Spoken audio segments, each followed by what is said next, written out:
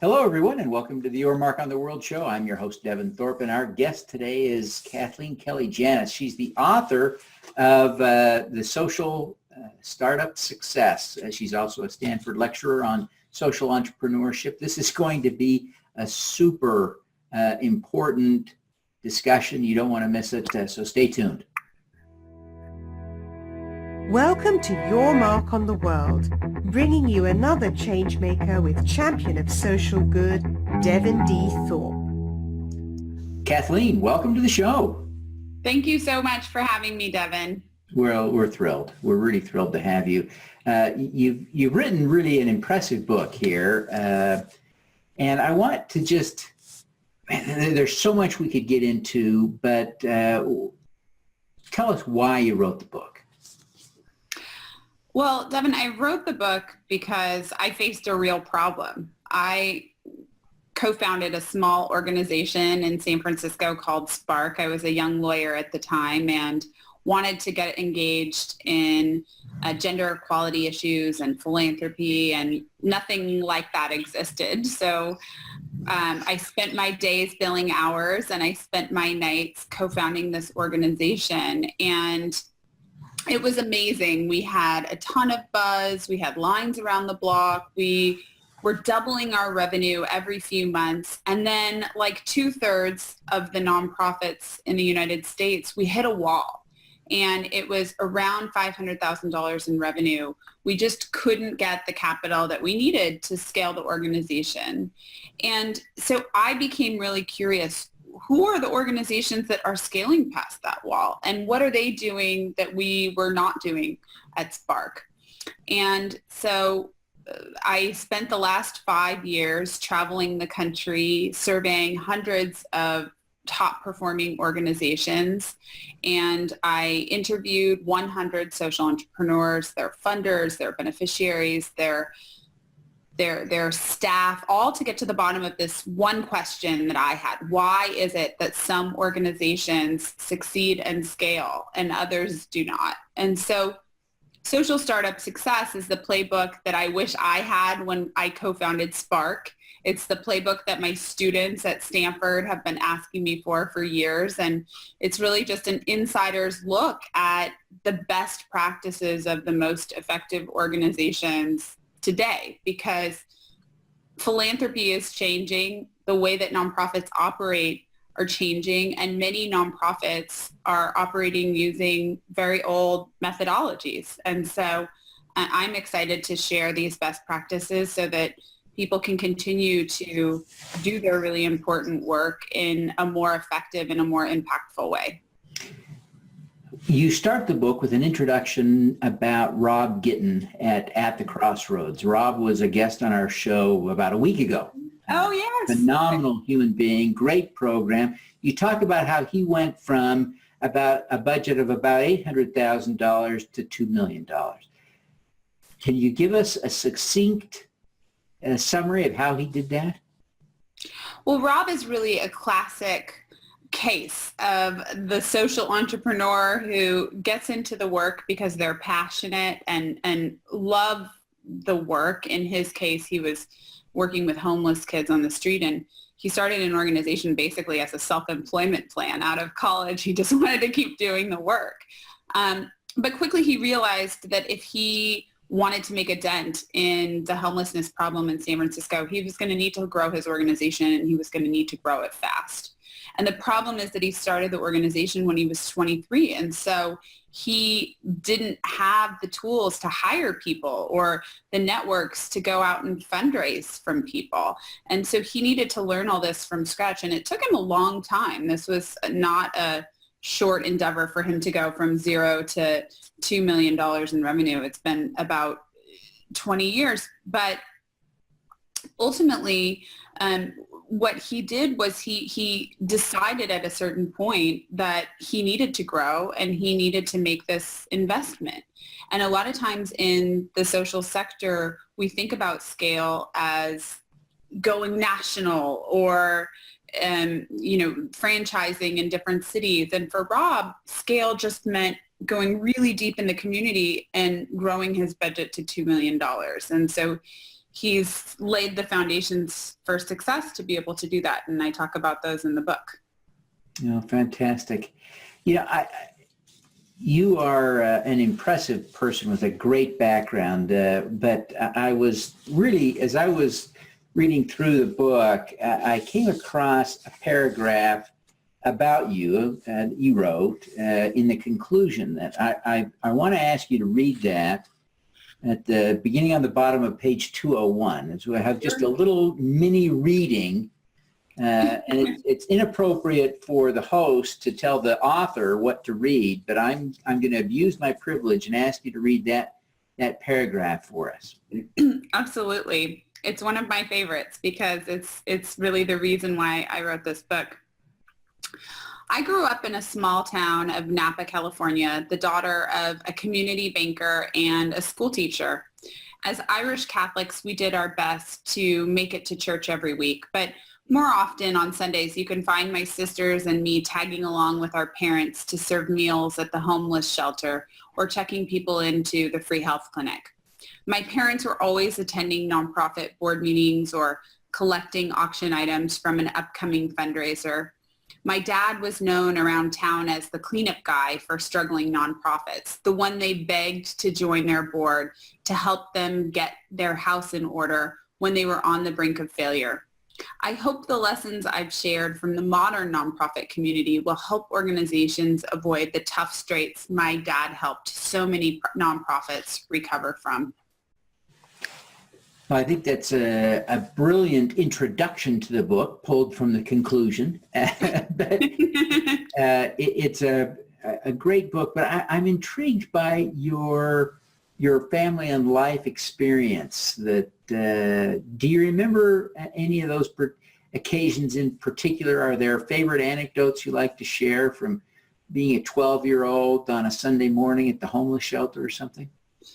I remember being that 12-year-old on a Sunday at the homeless shelter many times. And I mean, the anecdotes that I really remember are, people talk about the conversations at the family dinner table. In my family, my parents were very active board members in the community. My dad has literally sat on 50 nonprofit boards over the past several decades. And so you can imagine that in our family, the conversations didn't just revolve around the people in our community who didn't have enough to eat, although that was an important conversation. We also talked about the organizations in our community, like the soup kitchen, for example, that didn't have the resources or the strategy that it needed to survive and thrive. So I, from a very young age, became aware that organizations are not all created equally, and that good intentions and good ideas are simply not enough to achieve impact.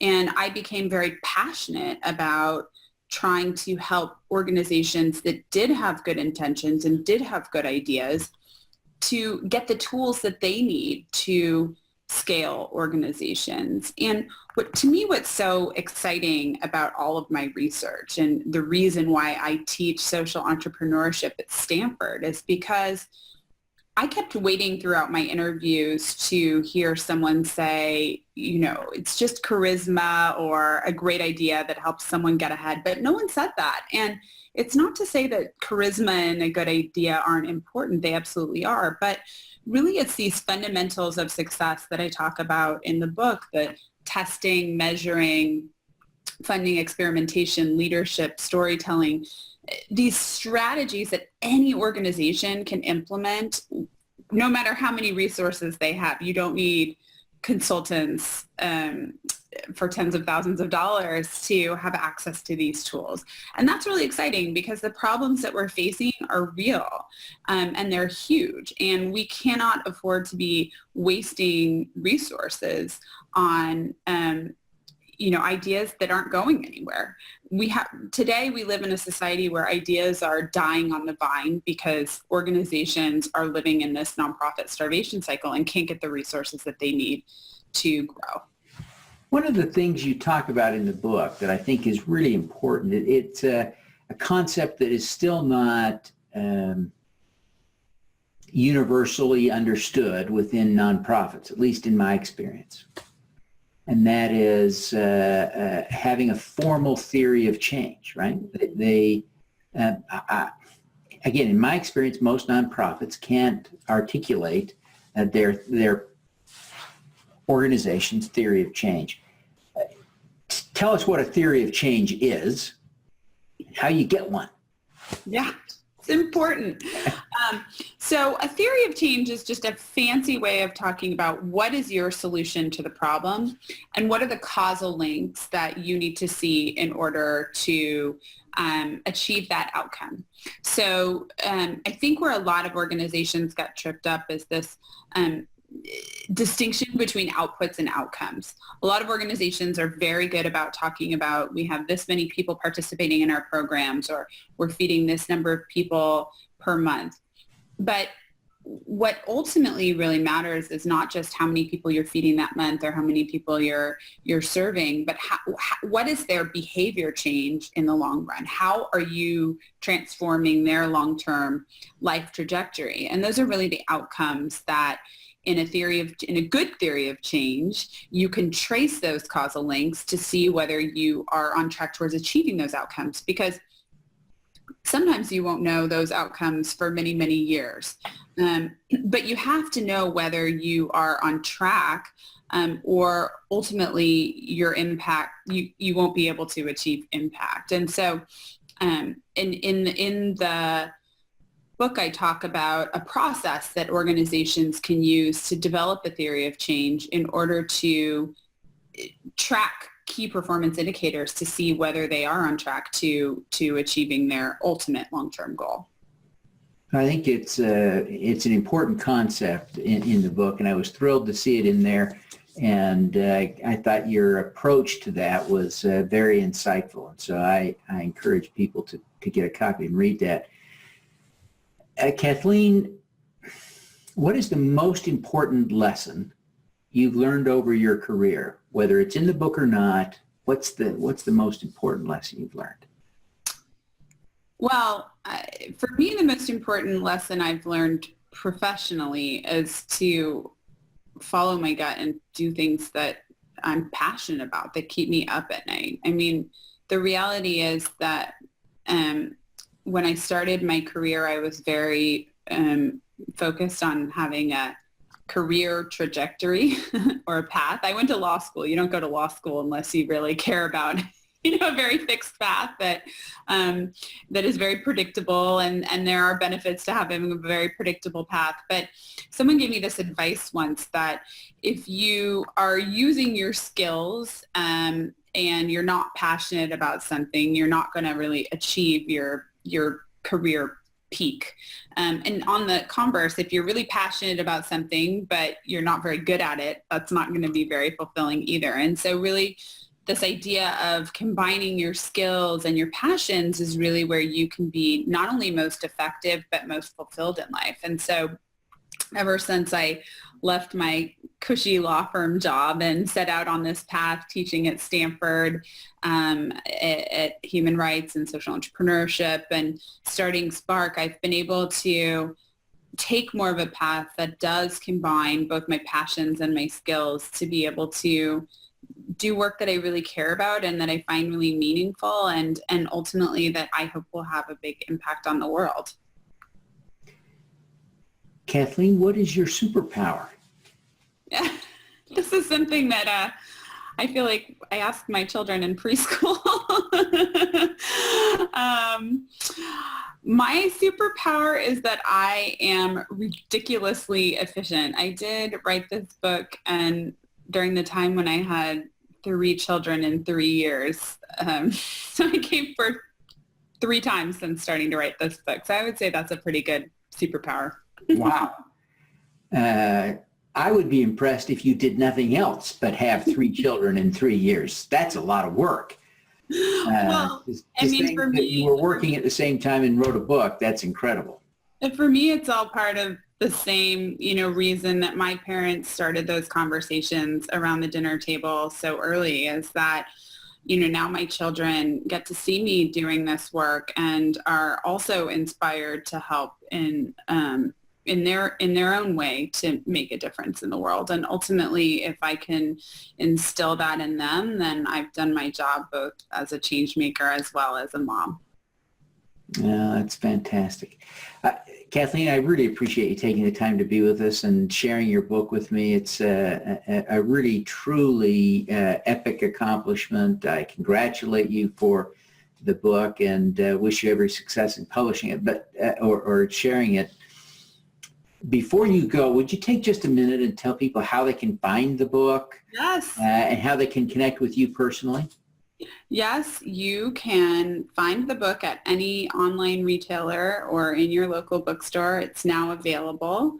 And you can also find it, the link to the booksellers on my website at KathleenJanus.com. You can join the conversation on Twitter at KKellyJanus as well. Fantastic. Again, Kathleen, we wish you every success with having the impact you want from this book. Thanks so much, Devin. All righty, let's do some good. Thank you for listening. This podcast was recorded via Google Hangouts on Air and is available at youtube.com/Devin Thorpe. Subscribe to this podcast on Stitcher or iTunes by searching for Your Mark on the World. Every weekday, Devin hosts a CEO, celebrity, entrepreneur, or other changemaker here on the Your Mark on the World show to inspire and prepare you to make your mark. Devin is a champion of social good, writing about, advocating for, and advising people who are doing good. He is a Forbes contributor who is a recognized thought leader in social entrepreneurship, impact investing, and crowdfunding. To book Devin as a speaker, visit devinthorpe.com. Learn more about Devin's work at yourmarkontheworld.com.